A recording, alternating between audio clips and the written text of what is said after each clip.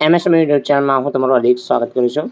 તો મિત્રો આજના વિડીયોની અંદર આપણે વાત કરીશું નવી સરકારી ભરતી બીએસએફની અંદર આવી છે લાયકાત વયમર્યાદા પરીક્ષા બાબતે જગ્યાઓ રહેશે 1500 પ્લસ કયા કયા વિભાગની અંદર જગ્યાઓ છે, નોટિફિકેશન સંપૂર્ણ આવી ગઈ છે। તો સંપૂર્ણ વિગતવાર માહિતી જાણીશું, વિડીયો અંત સુધી જોતા રહેજો। જો તમે અમારી ચેનલ પર નવા છો તો ચેનલને સબસ્ક્રાઈબ જરૂર કરજો। તો ચલો મિત્રો આજનો વિડીયો શરૂ કરીએ। તો મિત્રો વિડીયોની અંદર નોટિફિકેશનના આધારે આપણે વાત કરીએ તો મિત્રો બોર્ડર સિક્યુરિટી ફોર્સની અંદર અગત્યની જગ્યાઓ આવેલી છે। શોર્ટ એડવર્ટાઇઝમેન્ટ તમે આ જોઈ શકો છો। જે રિક્વાયરમેન્ટ છે આસિસ્ટન્ટ સબ ઇન્સ્પેક્ટર અંતર્ગત આ ભરતી છે અને હેડ કોન્સ્ટેબલ એ અંતર્ગત આ જગ્યા છે। સેન્ટ્રલ અનાર્મ પોલીસ ફોર્સ અંતર્ગત જગ્યા છે અને વોરંટ ઓફિસર અંતર્ગત જે પર્સનલ આસિસ્ટન્ટ કહે છે એના અંતર્ગત અને હવાલદાર માટે જગ્યાઓ રહેશે।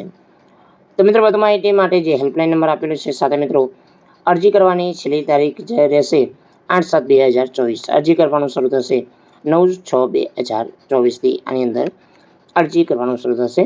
તો આની અંદર જે જગ્યાઓ છે આસિસ્ટન્ટ સબ ઇન્સ્પેક્ટર, સાથે મિત્રો હેડ કોન્સ્ટેબલ માટે જગ્યાઓ છે, હવાલદાર છે, વોરંટ ઓફિસર જે જગ્યા છે જે એ અંતર્ગત રહેશે।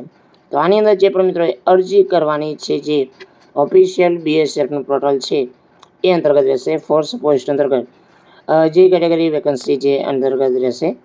તો મિત્રો આની અંદર સીઆરપીએફ, બીએસએફ, આઈટીબીપી, સીઆઈએસએફ અને એસએસબી માટે જગ્યાઓ છે।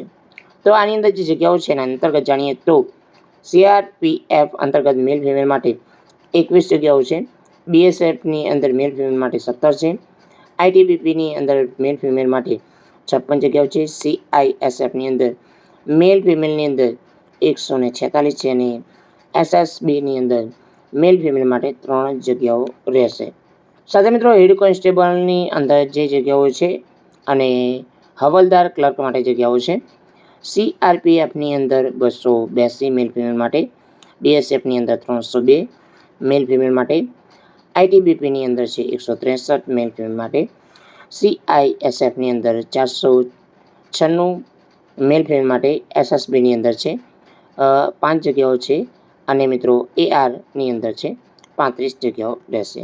તો મિત્રો આની અંદર 10% જે રહેશે જે એક્સ સર્વિસમેન છે એ અંતર્ગત રહેશે।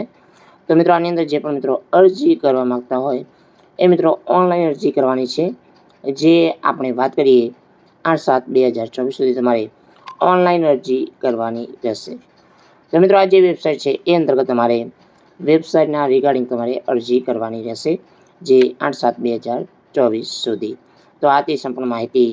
જય મિત્રો, વંદે માતરમ, જય ગરવી ગુજરાત।